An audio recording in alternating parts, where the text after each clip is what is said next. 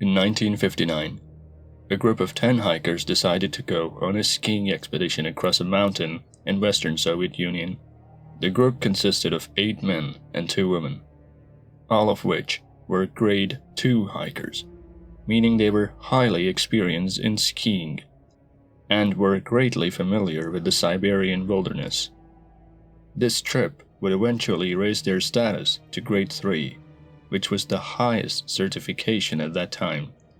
But they never received the certification as they didn't return from this trip alive, and the cause of their deaths is still a well-debated topic on the internet. So let's take a look at the Dyatlov Pass incident. The day was January 23rd, when Igor Dyatlov gathered a team of 10 from his university to board a train and be on their way to the Ural Mountains. Each member had a diary, and they even had a group diary which read, "I wonder what awaits us on this hike. Will anything new happen?" After getting off the train, the group used a variety of transportation methods including buses, trucks, sleighs, and horses until they finally started making their way through the mountain on their skis and feet. The group took several pictures throughout their trip.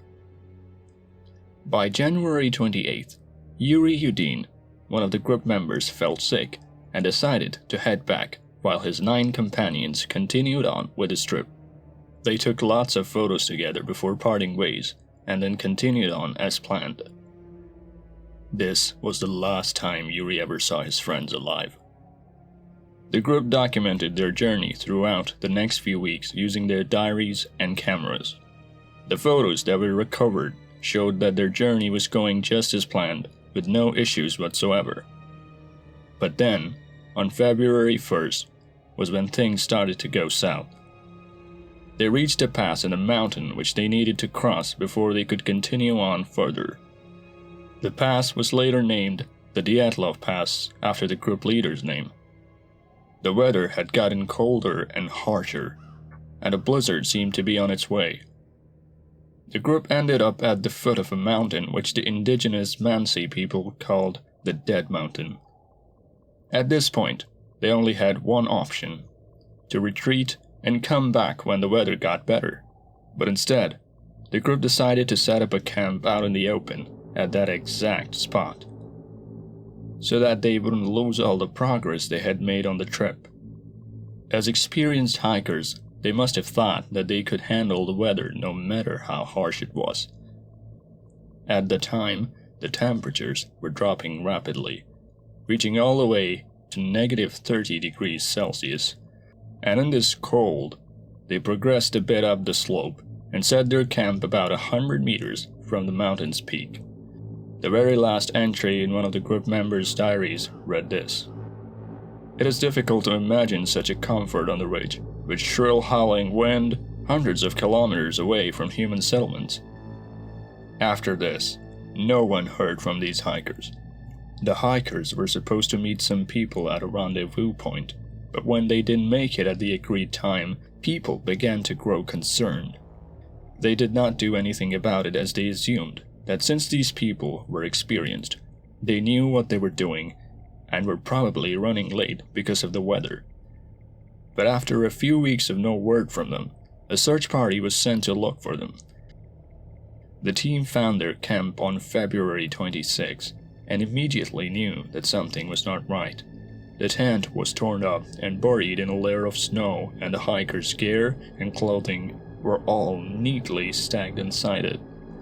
The tent itself appeared to have been slashed open from the inside, as if someone had tried to escape from it in a hurry. 9 pairs of footprints were also found near the camp, which the search team followed and ended up in the woods. The strange thing about the footprints was that some of them were missing their boots, and judging by the spacing and indentations of the prints, they could tell that the hikers had calmly walked their way down rather than run in panic. The footprints led the search team to a large cedar tree, under which they found a snuffed-out campfire and the frozen bodies of Yuri Doroshenko and Yuri Krivonishenko. Both of them were severely underdressed despite the harsh weather. They weren't wearing any jackets, boots, or gloves to protect themselves from the cold. The cedar tree also had some broken branches, which might have been what the hikers used to build a fire. The next 3 hikers were found sometime later, at different spots around the tent and cedar tree. They were better dressed, but were also missing their boots, gloves, and hats. In addition, the bodies had sustained minor injuries and some burn marks, but seemed to have died of hypothermia, just like the other 2 bodies. The bodies were found facing the tent as if trying to desperately make their way back to it. As for the last 4 hikers, their bodies were found 2 months later, after the snow had melted a bit. They were located in the opposite direction of the tent, about 75 meters from the tree. They were buried under 3 meters of snow, and 3 of them had sustained severe injuries.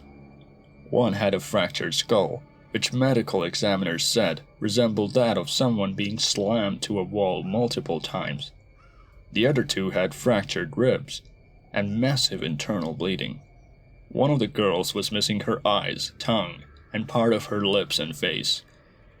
Another mysterious fact was that the 3 articles of clothing had unusual amounts of radiation detected on them. The search teams and medical examiners, however, could not come up with a plausible explanation for the condition of these bodies, nor were they able to fully deduce the cause of death. The lead investigator himself concluded his final report on the case with the following cryptic entry. The cause of death was an unknown compelling force which the hikers were unable to overcome. Doesn't that just sound strange? Well, this is how the investigators closed the case. It wasn't until 2019 that the case was officially reopened by the Russian government. But this was enough time for lots of insane rumors and speculations to develop about the case. Some believe they were attacked by a Yeti, while others blame aliens as some UFOs were sighted around the area where the hikers were believed to have been camping. Some of the more sensible theories suggest that the hikers were hit by an avalanche. It was to shut down these rumors that the Russian government reopened the case, and they were only willing to investigate for signs of avalanches, snowstorms, or other natural disasters. And that's what they did. They concluded that the group was hit by an avalanche. And that was why some had been hit with serious injuries. But then it doesn't explain the sliced up tent, or the hikers wearing less clothing, or the missing eyes and tongue now, does it? Well, the missing tongue was a case of decomposition, and not a mysterious animal or a human ripping out the tongue. Because again, the only footprints that were found around the hikers were of their own feet. As for the articles of clothing with radiation, it turns out that 2 of the group members, Dyatlov and Krivonishenko, actually worked at facilities and plants which dealt with nuclear weapons and items. And the 3 articles of clothing also belonged to them. So why was the tent all slashed up? Well, a more plausible theory is that the hikers did that themselves. If you take a look at one of the photos, you can see an exhaust pipe from an internal stove. It could be that the stove had caused their tent to be filled with smoke, so the hikers cut the tent open to escape immediately. This also explains the burn marks on the bodies and clothing. So, once they were safe from the threat, they calmly walked into the woods to look for shelter from the cold, as their tent was unusable now. The more underdressed ones decided to climb the tree and gather some wood to build a fire, while the better dressed ones ventured on further. All this movement, along with unusual placement of the tent, could have potentially triggered an avalanche, which crushed them under the snow and rocks, causing the injuries and the death that ensued. The rest died in the cold while their fire ran out and were then found frozen and decomposed. When Russian officials investigated and re-examined the case, they ultimately came to the conclusion that an avalanche was to blame. In early 2021, An independent examination was done by a team of Swiss engineers, who arrived at a similar outcome. They both believed that the tense placement, along with the harsh weather conditions, disrupted the slope, resulting in a minor but a powerful avalanche. Do you guys have any theories? Tell us what you think of this in the comments down below.